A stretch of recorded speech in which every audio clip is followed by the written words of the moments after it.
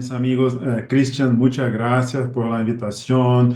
La verdad es que tus números están un poco desactualizados, que actualmente yo tengo más de 180 trabajos publicados, entonces que yo estoy haciendo más y más, pero es solamente una broma, no te preocupes. Pero sí, estamos muy involucrados con estudios, especialmente en las córneas sospechosas, en la investigación del riesgo de ectasia y todo esto. Sí, para mí es un gran honor estar acá.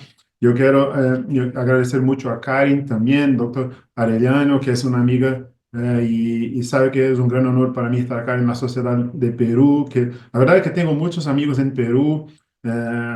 Si empiezo a hablar, yo voy a me olvidar otra persona, pero tengo que mencionar Harumi, Lucho, María Enrique, tantos otros, Jorge Pomatanta y su hija, y muchos, muchos. Tengo muchos amigos en Perú, la verdad que me gusta mucho, mucho el Perú, es la mejor cocina del mundo, la verdad que la mejor cocina del mundo es en Perú. Y yo estuve en Lima, en Cusco, en Trujillo, en Machu Picchu, en muchos, muchos lugares en Perú. Entonces, que yo estoy, la verdad que estoy muy feliz de estar acá. Hoy yo voy a empezar a hablar del mapa epitelial, entonces yo voy a compartir mi charla. Un segundo, para que se puede empezar. Ok, entonces pueden, no sé si, no, ¿pueden ver cómo está? No. Sí se ve. ¿Se ve? Ok. Entonces, voy a volver acá, ok. Entonces, yo voy a hablar del mapa epitelial y lo que pasa es que eh, una parte importante del análisis preoperatorio yo solamente voy a cambiar acá porque no consigo ver acá. Ok, puedo ver. Entonces, que una parte importante del análisis preoperatorio de un candidato a cirugía refractiva al identificar un paciente con queratocono es mediante el análisis de la topografía en combinación con datos adicionales. Esta información adicional incluye índices tomográficos, intentos de análisis biomecánicas y la incorporación de inteligencia artificial y principalmente a mí los mapas epiteliales. Y aunque el análisis de espesor y sus correlaciones estructurales no está acá. Aunque el análisis de espesor y sus relaciones estructurales son claramente muy importantes, la herramienta que más y aporta actualmente a estos análisis de riesgo, para mí, el mapa epitelial.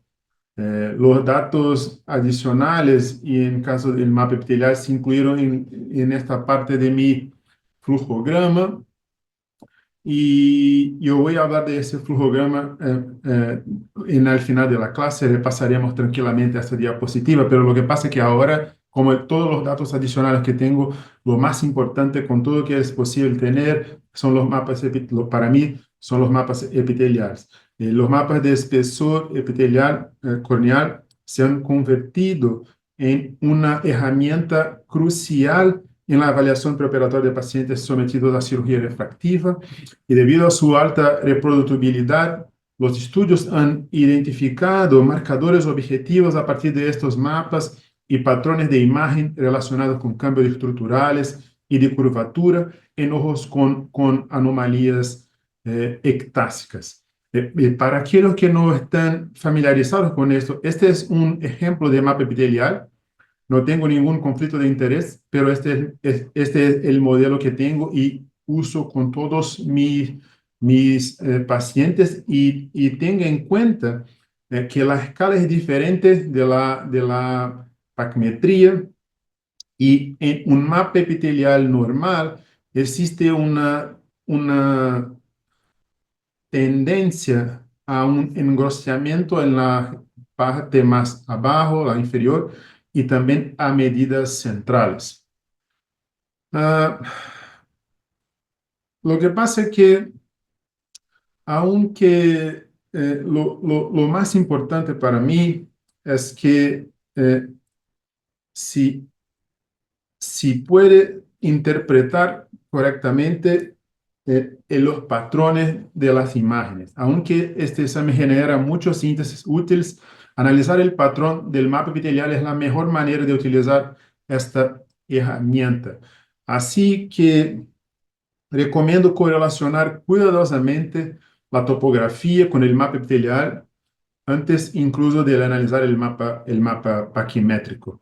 Y si puedes ver acá, el, el, el, lo que podemos decir que es lo más importante es que se tiene una correlación eh, entre el punto más delgado de epitelio, que es coincidente con el punto más curvo de la córnea. Y el grado de adelgazamiento epitelial se correlaciona principalmente con la curvatura corneal. Es una cosa muy temprana. El contrario de esto es que tiene una córnea que tiene un encurvamiento topográfico en una área de epitelio más grueso inferiormente. Este sí no tenemos muchas preocupaciones, pero se tiene la combinación, la asociación de un epitelio más delgado en combinación con la área más curva de la córnea, es lo que aumenta mi preocupación. Acá podemos ver un ejemplo de cómo se puede entender para mí, la combinación de la topografía con el mapa epitelial. Lo que yo hago en todos mis pacientes es como siempre una análisis en combinación, intentando entender la correlación de los puntos más curvos con el punto más delgado del epitelio. Entonces acá tiene una córnea sospechosa con debilitamiento topográfico y se puede mirar acá un punto epitelial más, más fino, exactamente en el punto más curvo de la córnea. En este caso, tiene una combinación con el punto más delgado de paquimetría también, pero no tiene que se preocupar con si tiene o no tiene un adelgazamiento correspondiente en la córnea, en la paquimetría. Solo a medida que avanza la enfermedad, existe una tendencia a la concordancia en el punto más delgado del epitelio y el punto más delgado de la paquimetría. Entonces, lo que yo hago es siempre esta correlación de los mapas. Y acá, por ejemplo, un caso que para mí no es tan sospechoso cuando comparo con este caso acá, que yo pienso que es más sospechoso porque tiene un punto más delgado del epitelio concomitante con el punto más curvo, aunque acá tengo un punto más grueso del epitelio en punto correlacionado al punto más curvo de la córnea. Entonces acá para mí no es un caso de keratoconus. Entonces tenemos esta correlación y sabemos que el cambio en el datos epiteliales son muy tempranos, que son una correlación importante con la curvatura. Entonces para mí, todos los casos, lo que yo quiero hacer es una combinación en la topografía con los datos epiteliales, como hacemos acá. Entonces, que tenemos que tener en cuenta que eh, la variación de los datos, lo más importante es que lo epitelio se queda más delgado cuando la córnea se queda más curva.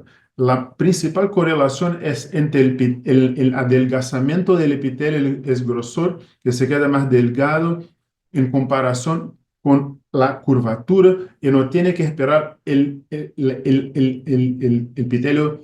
Es un cambio más temprano do que el cambio del paquimetría. Eso que es los puntos más importantes. No tiene que tener los dos para que tenga una córnea más sospechosa. Solamente el cambio del epitelio es lo que es lo más importante para estos ojos. Y acá lo que podemos ver es que el grado de adelgazamiento epitelial se correlaciona principalmente con la curvatura corneal temprana. Solo aquí podemos ver que hay una grande dispersión de los puntos más delgados del epitelio acá en comparación con el punto más delgado de la córnea. Es un punto muy importante porque no tiene que tener una combinación del adelgazamiento de la paquimetría para que la córnea se piense más sospechosa. Adelgazamiento del epitelio con un punto más curvo es solamente lo que tenía que tener. Entonces acá tienes que comprender bien. Al analizar un mapa epitelial, correlacionar con la topografía, ver si hay adelgazamiento epitelial localizado, incluso si es sutil, solamente sutil, todo bien. Compruebe si hay una interrupción en el patrón esperado del engrosamiento inferior, es decir, adelgazamiento con engrosamiento adyacente y un aumento de los marcadores epiteliales. Pero no nos detenemos ahí. Sabemos que también, aunque el patrón de imagen es más útil, no siempre es tan fácil de interpretar. Por eso, junto con doctora Claudia y doctor Taguchi, estamos realizando un estudio utilizando aprendizaje de máquina automático para identificar los grupos de patrones de forma automatizada. Y los resultados parecen muy interesantes, entonces que probablemente muy temprano tenemos una herramienta que puede distinguir los ojos que tienen debilidad estructural por el patrón de la imagen solamente con lo que llamamos de Convolutional Neural Network. Y acá, para mí, un punto importante es que uno de los marcadores de asimetría es todo este encurvamiento, pero los datos epiteliales que para mí son los que se cambian más, de manera más importante, son los que son representación matemática del comportamiento epitelial. Para mí, principalmente la diferencia entre el mínimo y el máximo de la córnea y también el standard deviation. Estos dos datos epiteliales, específicamente datos numéricos epiteliales, son los más, aparentemente los más importantes. En este estudio de 2018 mostramos que los datos epiteliales que se cambian más temprano son los datos derivados del epitelio y, Christian, los datos de la cara anterior de la córnea, no la cara posterior. Entonces, que en combinación, lo que se torna más sensible para detección de keratoconía es la combinación de los datos epiteliales con los datos de la cara anterior, de asimetría de la cara anterior. En este estudio de 2022 mostramos que no solo que son datos importantes para diferenciación del queratocono más temprano, pero son también los datos que pueden tener más información sobre los ojos que desarrollaron, que se progresaron, que se están progresando en los años. Entonces es también un marcador de los ojos que se tienen más chances de progresar. Acá sabemos que tenemos que, obviamente, comprender muy bien la topografía y uno de los marcadores de asimetría que se correlaciona con el debilitamiento estructural es la curvatura focal y es la diferencia de la curvatura en la zona inferior respecto a la zona superior de la córnea, que es el IS. Y la inclinación inferior es la característica distintiva de los trastornos corneales ectásicos y el patrón más comúnmente asociado con pacientes cuya cirugía refractiva corneal está contraindicado debido a preocupaciones sobre el riesgo de ectasia. Y si bien los mecanismos exactos que impulsionan la remodelación epitelial aún están bajo investigación, estudios previos respaldan firmemente la correlación entre los cambios en la curvatura corneal y los patrones de espesor epitelial. Y acá podemos ver en este estudio de asimetría, sabemos que esto no es el punto de la charla de hoy, pero sabemos que la asimetría entre 0.5 y 1 son mínimamente sospechosos, y las asimetrías entre 1 y 1.4 son altamente sospechosos, pero lo punto que quiero mostrar es este nuevo estudio que tuvimos como objetivo investigar la correlación entre los parámetros epiteliales de elevado de OCT y el IS topográfico por primera vez en el mundo, analizando tanto las correlaciones con las diferencias en los valores medios de los parámetros epiteliales entre los subgrupos de IS. Entonces tenemos subgrupos negativos, IS entre 0,5, entre 0 y 1, entre 1 y 1.4, y que son mayores que 1.4. Y acá podemos ver, por ejemplo, en las medidas de mínimo máximo son significativamente mayores en los ojos con IS, acima de 1.4, así también son las medidas de Standard Deviation, significativamente mayores acá.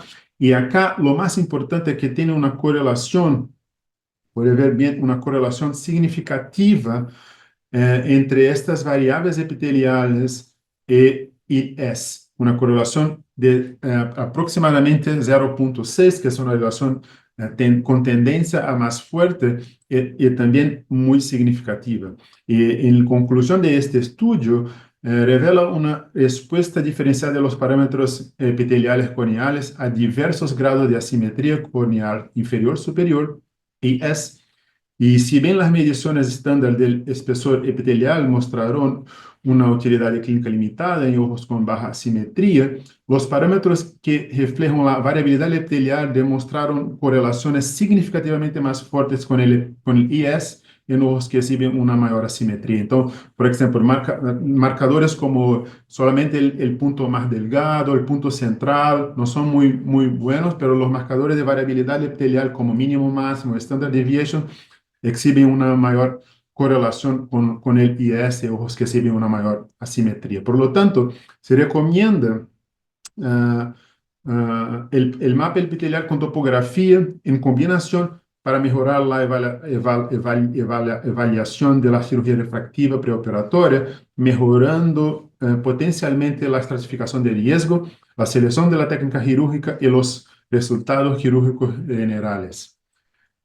Como dije más temprano, también nos detenimos ahí y empezamos un estudio en la combinación de datos epiteliales y datos derivados de Scheinflug, datos derivados de epiteliales derivados de OCT y datos de Scheinflug, en una combinación de datos no obvia con una utilización de también herramientas matemáticas.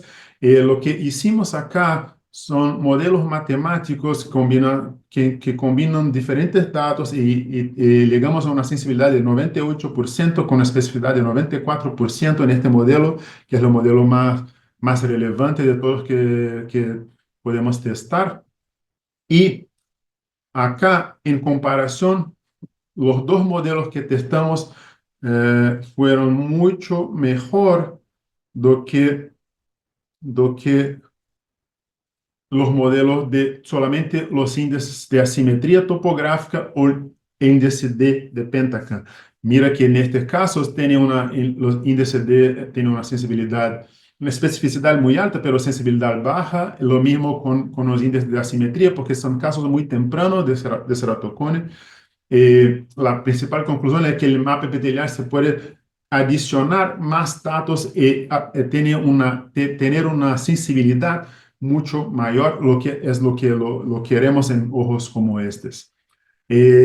Para terminar, en una otra parte de nuestros estudios, mostramos cuando investigamos los biomarcadores inflamatorios con citometría de flujo y también con cromatografía líquida de alta performance, analizamos interleucinas y cortisol del pelo y mostramos acá que primero en este estudio publicado en JCRS, que los ojos que están progresando tienen una concentración mucho mayor de los biomarcadores inflamatorios. Ese es un punto muy importante porque sabemos que los marcadores inflamatorios tienen un punto importante, que la mayor concentración de los marcadores inflamatorios en los ojos con queratocono presenta una correlación significativa con los marcadores que también son marcadores de alteración estructural. Entonces podemos ver que en ojos que tienen queratocono y que están progresando tienen una concentración mucho mayor de interleucina 6 y de cortisol capilar,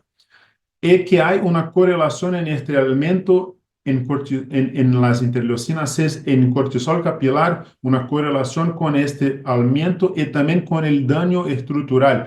Es decir, que tiene ojos, cuando tiene una concentración mayor de interleucina y de cortisol capilar, tiene la ceratometría más alta y también tiene córneas más delgadas, que es un claro señal de que el proceso inflamatorio está contribuyendo para el daño estructural en estos ojos. Y volviendo a la charla de mapa epitelial, en otro estudio que publicamos en este mes, en 2024, noviembre, ya está disponible online.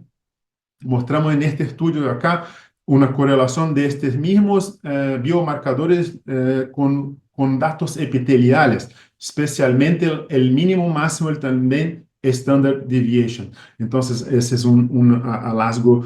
Estos hallazgos no solo demuestran el papel de la inflamación crónica en ojos con keratocono, sino también que estos cambios epiteliales detectables con OCT son sensibles a este proceso inflamatorio. Esto es un hallazgo que para mí es muy importante, que en otras palabras, avanzamos sólidamente hacia la identificación de cambios metabólicos y como los ojos que están progresando tienen una concentración aún mayor de interleucina 6 y cortisol en comparación con los ojos con formas estables de queratocono, independientemente del estadio, con impacto significativo en danos estructurales. Y como la expresión de proteasas como metaloproteinasa 9, metaloproteinasa 9 no siempre es continua, la identificación de reguladores positivos en ojos con progresión documentada sugiere el papel de estos marcadores como posibles herramientas de monitoreo.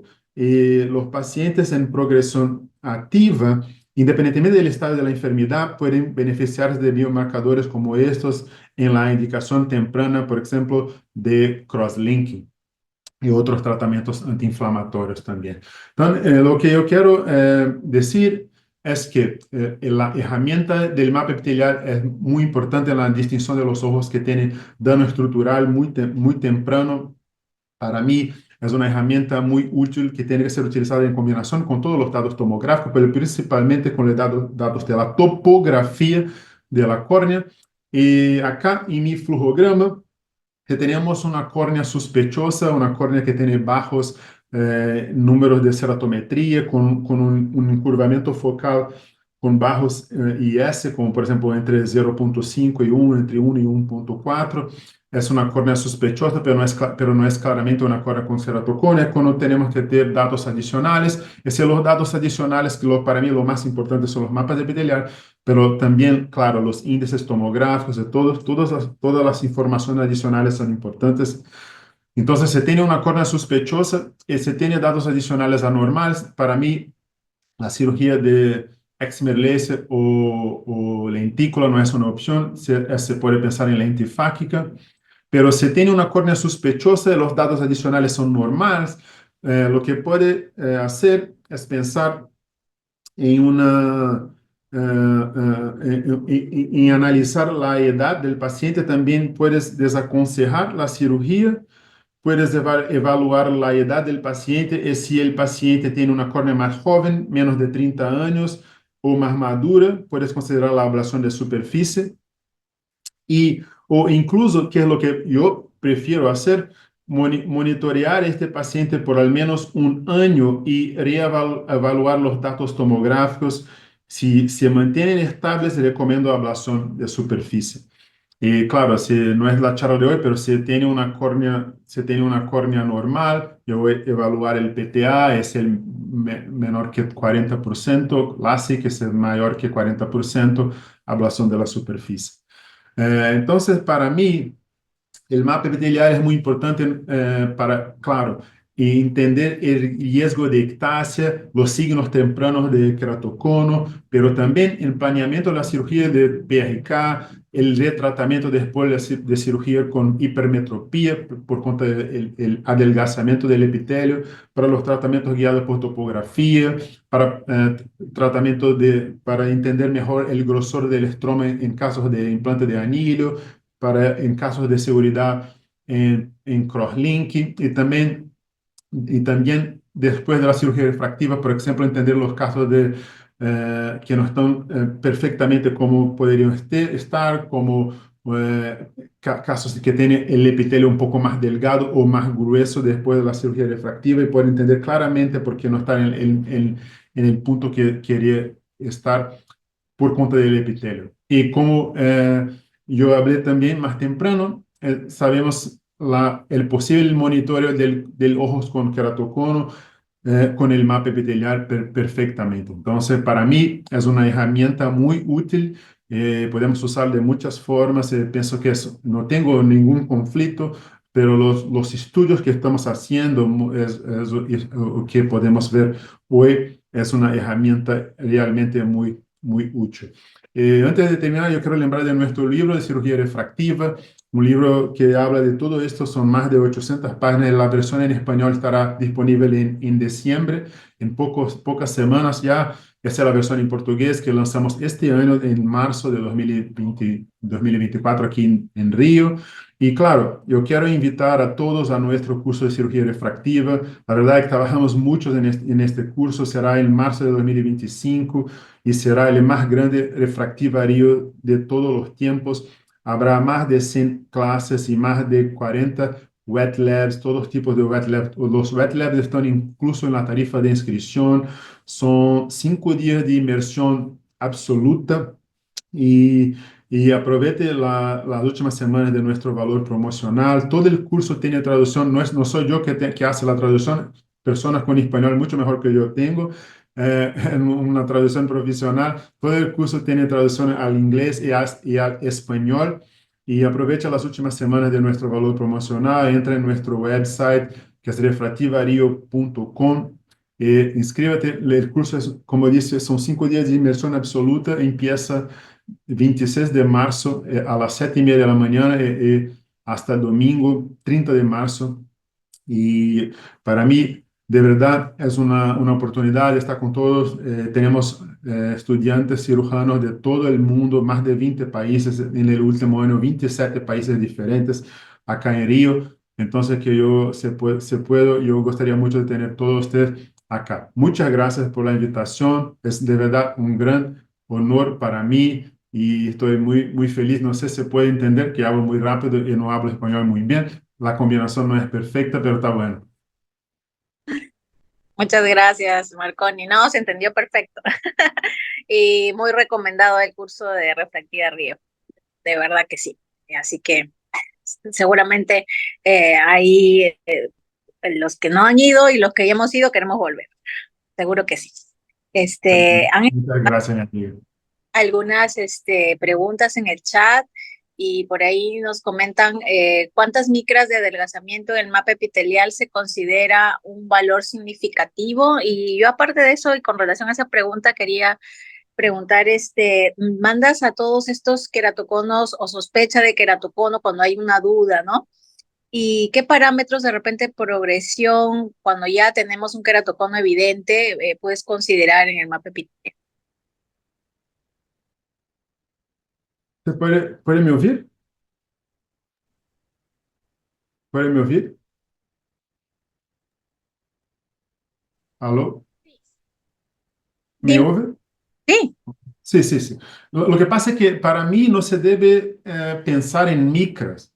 No es, lo que pasa es que primero lo que pasa es que normalmente el epitelio es más grueso en la parte más inferior de la córnea. Entonces, claro que cualquier cambio en este patrón es un signo de alerta, pero para mí lo más importante es la correlación con el punto más curvo de la córnea y este punto más delgado de epitelio, como mostré en la secuencia de imágenes que puede venir.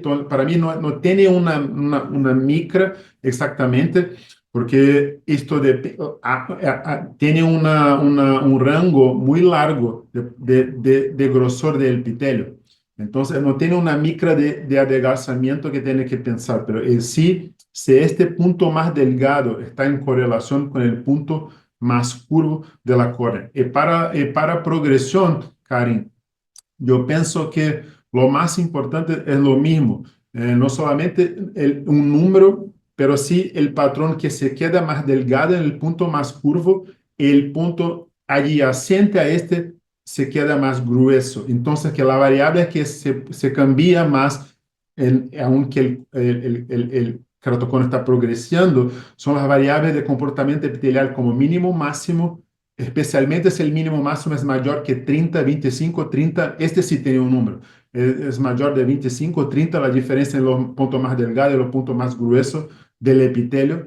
es una variable importante para monitoreo del ojos con ceratocono. Pero de verdad, lo más importante es el patrón de la imagen. Pero tu pregunta es muy buena también, que es una oportunidad de hablar, por ejemplo, en una indicación de crosslink por los datos epiteliales. No tenemos ahora una indicación solamente por los datos epiteliales, pero en futuro, muy temprano, yo pienso que sí, que tendremos una indicación del crosslink solamente por los datos epiteliales, muy temprano. Estamos trabajando en esta dirección. Cuando vas viendo progresión, ¿cada cuánto tiempo pides un mapa epitelial? Me imagino que, bueno, igual se relaciona con la topografía, pero ¿es igual que la topografía o cada cuánto tiempo lo consideran? En el primer año que estoy investigando un paciente, de 3 en 3 meses, lo mismo que yo hago con la topografía. En el segundo año, si este ojo está estable, yo puedo verlo de 6 en 6 meses, que si no está estable, claro, en una indicación de crosslinking. Pero el primer año, para mí, lo más importante es tener un filme, una película, no solamente una fotografía. Entonces, en el primer año tenemos que tener muchas imágenes. Entonces, lo que yo hago son 3 en 3 meses en el primer año de estudio. Y hay algo que a mí me llama la atención a veces cuando he pedido mapa epitelial. Sabemos que a veces el queratocono está muy relacionado a las alergias oculares, ¿no? Y entonces a veces hay pacientes que el epitelio sale muy grueso, pero no sé, a mi parecer es porque eh, no sé, está de repente algo estigmatizado, ¿no? En esa zona por la misma alergia. ¿Has encontrado alguna relación con las alergias oculares o es mi impresión? La verdad que no solamente con las alergias oculares, pero con el cuadro inflamatorio, Karen. Lo que pasa es que para mí el queratocono es una enfermedad inflamatoria. Entonces, claro, y yo estoy, en este momento ahora, yo estoy de verdad con información en mi cabeza, entendiendo que tenemos que tratar todos los casos de queratocono como una enfermedad inflamatoria. Entonces, claro, si tiene otro caso, si tiene un caso de alergia muy grave, que está con una superficie muy inflamada, caso así, claro que el epitelio puede estar un poco más demasiado cambiado por cuenta de la inflamación.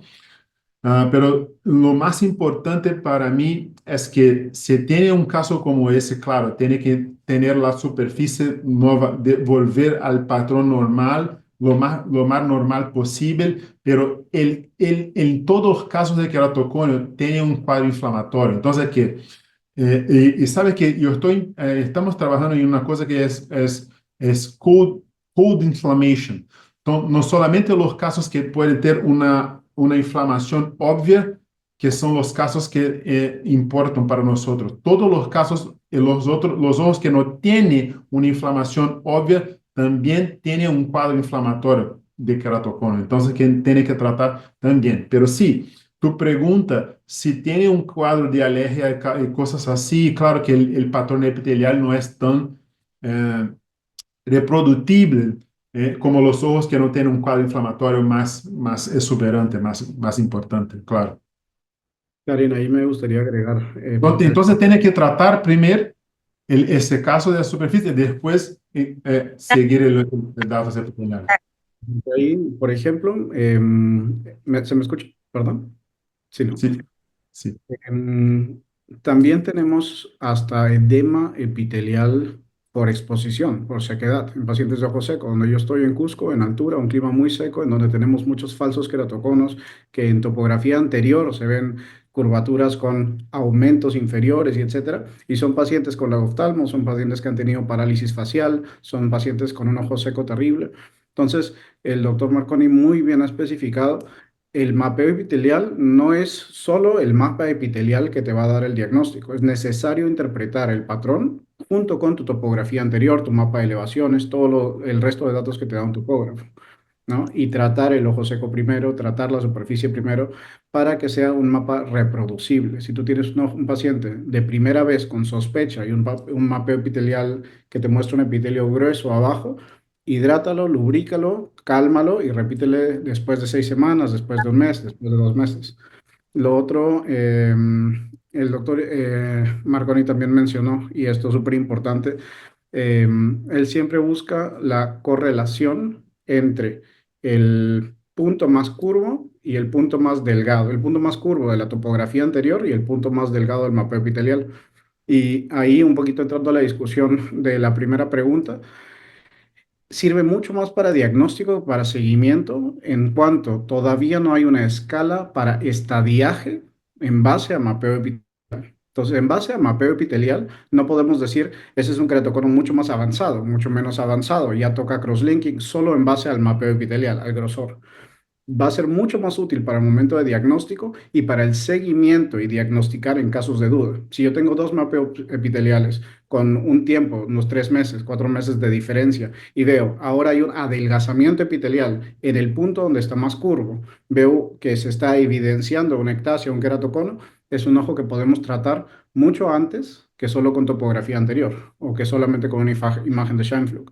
Pero cuando ya tenemos el diagnóstico de un queratocono o ectasia, el mapeo epitelial pasa para mí a un segundo plano en cuanto a cambios, en cuanto a ha avanzado o no ha avanzado la ectasia, porque ahí sí puede haber problemas con la reproducibilidad en cuanto al ojo seco, en cuanto a el momento en el que el paciente está viniendo, en cuanto a si está usando sus lentes de contacto o no. Y algo súper importante para la gente que recién comienza a usar mapeo epitelial lo podemos tener con dos mismo, el método con ultrasonido de muy alta definición, que es el Artemis, el InSight. En Perú, por lo menos, no hay ninguna de esas máquinas hasta donde tengo entendido. Y es pues un proceso más largo, más difícil para el paciente. Y el OCT, que es el que están usando con muchas marcas comerciales, pero hay que acordarse que el problema o la limitación del OCT es que en lugar de una micra, tenemos más o menos 3 micras de resolución. Y número dos, el mapeo epitelial incluye el epitelio más la lágrima cuando hablamos de OCT. Entonces, algunos mapas, si no están bien tomados o por personal bien entrenado, puede haber un poquito de ruido ahí. Entonces, lubricar el ojo, tratar la superficie primero y una buena imagen reproducible, ¿no? Perfecto. Sí, y ahí nos preguntan, incluso en el chat también, si por ahí hay algo de inteligencia artificial, Margoni, que estuvieran usando para interpretación y datos, dice, de índice. Ahora ya la inteligencia artificial está de moda. Bueno, yo no sé, que sepan ustedes algo de eso. Sí, estamos usando la inteligencia artificial en muchas áreas en combinación con el mapa epitelial. Una área que para mí es lo más importante es en intentar encontrar combinaciones que no son obvias entre datos epiteliales. Estamos en un estudio en este momento muy avanzado, mostrando claramente el papel de la combinación de los datos epiteliales con IA y desarrollando un algoritmo que puede, para mí, tener un diagnóstico más temprano de los ojos con keratoconus. Es fantástico. El otro punto con inteligencia artificial, con otro grupo de inteligencia artificial, con dados convolucionados y neural network, mostramos cómo encontrar patrones que no son obvios a los ojos humanos, que no tienen entrenamiento de muchos años de experiencia y pueden detectar solamente, se puede subir tu imagen a este software y este software dice, oye, mira, esta imagen no es una imagen normal, tiene algo acá. Entonces, tenemos dos trabajos con IA para mí muy importante que entiendo que es una posibilidad para todos que quieren y se pueden usar. No sé si estará en un dispositivo, pensamos que sí, estamos trabajando con una empresa ahora, probablemente la combinación, por ejemplo, con MS39 es una combinación increíble del mapa epitelial con alta reproducibilidad y también con los datos tridimensionales de la cara anterior y posterior, el grosor de la córnea, todo. Tiene una cosa que Christian que habló, que yo quiero comentar muy rápido, que es muy importante, que es la desconexión una córnea curva en la topografía con un punto epitelial que es grueso y no es delgado. Entonces, este caso para mí tiene una chance muy baja de keratoconus. Lo que pasó, yo tengo un caso que yo publiqué, está en JCRS, yo llevé este paciente al quirófano y le quité el epitelio y sí quedó muy bien después de meses. Solamente lo que hice fue, yo quité el epitelio, es solamente esto. Después de meses estaba como una córnea completamente normal en la topografía y yo hice LASIK en este ojos. Entonces, que sí, tiene que tener mucha atención en las posibles desconexión entre la topografía y el mapa epitelial. No sé si puede responder perfecto, Karen, pero yo intenté. Sí, sí, no, perfecto, perfecto. Entonces ya nos ha quedado claro, nos va a servir mucho más para todo lo que es las sospechas de queratocono, cuando tenemos la duda, en esos casos podemos hacer seguimientos hasta 3 meses. Igual cuando ya está todavía el queratocono ya establecido, no hay parámetros muy definidos, pero podemos usarlo igual y ya saldrá algo nuevo más también, ¿no? Y bueno, tener cuidado cuando tenemos pacientes que tienen alterada la superficie, que nos puede traer pues datos erróneos y hay que tratarlo primero antes de hacer el examen. Y en cuanto a lo último que estuviste hablando sobre todo lo que se está usando de interleuquinas, ¿no? Y marcadores, tipo cortisol, bastante interesante. Nos preguntan también. Para mí, la verdad, Karen, la verdad es que para mí, yo pienso que en poco tiempo, no sé cuándo todo, pero tenemos biomarcadores en nuestra clínica que se puede ser una herramienta adicional para entender los ojos que tienen más chance de progresar. Entonces, porque piensa, como yo estaba diciendo, se tiene un caso con la topografía, datos epiteliales, todo, y tiene biomarcadores muy altos, tiene una chance de progresar muy alta. Entonces, por ejemplo, tu pregunta más temprano, ¿de cuánto en cuántos meses se voy a acompañar un caso así? Si tiene datos biomarcadores muy altos, tengo que ver como todos los meses. Y si es también un niño, tengo que ver porque tiene datos biomarcadores muy altos, la edad un niño es muy temprano, entonces todo junto en la ecuación, para mí son datos que yo pienso que pero no es fácil, claro, no es fácil biomarcadores porque, como tú dices también, tiene ojos que tienen alergia y casos así. Entonces, los números, los puntos de corte no son tan fáciles de se entender, pero yo estoy, por eso que también no solamente la interleuquina, investigamos también los cortisoles capilares que son menos susceptibles a la alteración de la superficie. Entonces, estamos estudiando y yo pienso que en poco tiempo probablemente podremos saber usar datos de biomarcadores que pueden ser usados en combinación con los datos de imágenes como el mapa epitelial y todos los otros, la tomografía, todo, para entender los ojos que tienen más chances de progresar. Y si tiene estos datos muy altos, podemos tal vez quizá hacer cross-linking en estos ojos, especialmente en niños más temprano.